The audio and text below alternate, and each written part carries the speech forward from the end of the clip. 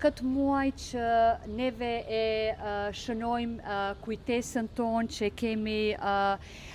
kujtojmë çlirimin e shtetit tonë, ku neve e kujtojmë dhe nderojmë sakrificën e gjithë secilit qytetar të vendit tonë që ka bërë për lirinë dhe pavarësinë e vendit tonë, pikërisht në këtë ditë kryetar, kur neve po zbulojmë bashku edhe me shumë komuna të tjera këtë mural i cili nuk është vetëm si mural, por ka kjo një domethënie të veçantë, sepse është një akt i dinitetit, është një akt i kujtesës, është një akt i përgjegjësisë ndaj të vërtetës sonë, sepse 27 vite më parë, kur neve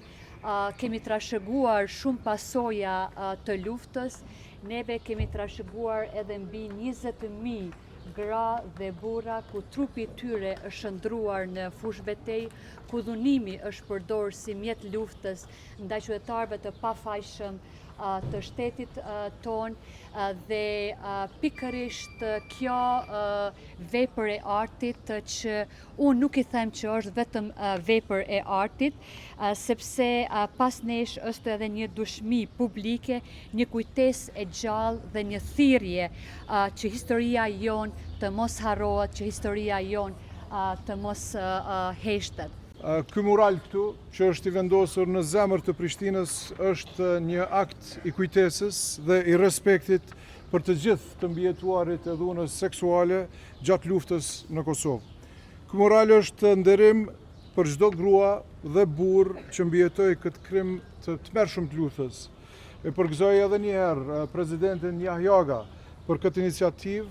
për cilën jam shumë i lumtur që ne si kryeqytet kemi pas mundësi që sado pak të mbështesim dhe të japim hapësirë kësaj pjese të historisë sonë të përbashkët. Ky mural do të mbetet këtu për gjithmonë,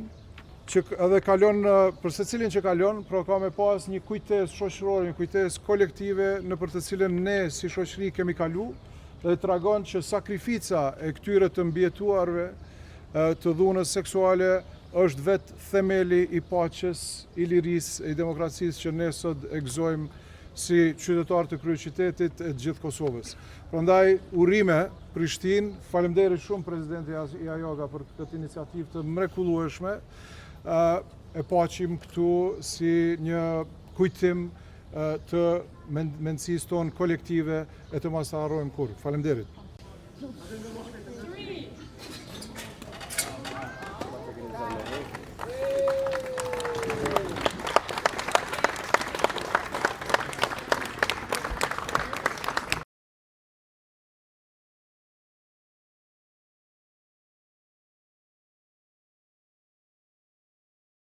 Gratë sot kanë të drejtat e tyre që i takon si shtet, i ka ofru shteti, por ajo që ju mungon është drejtësia.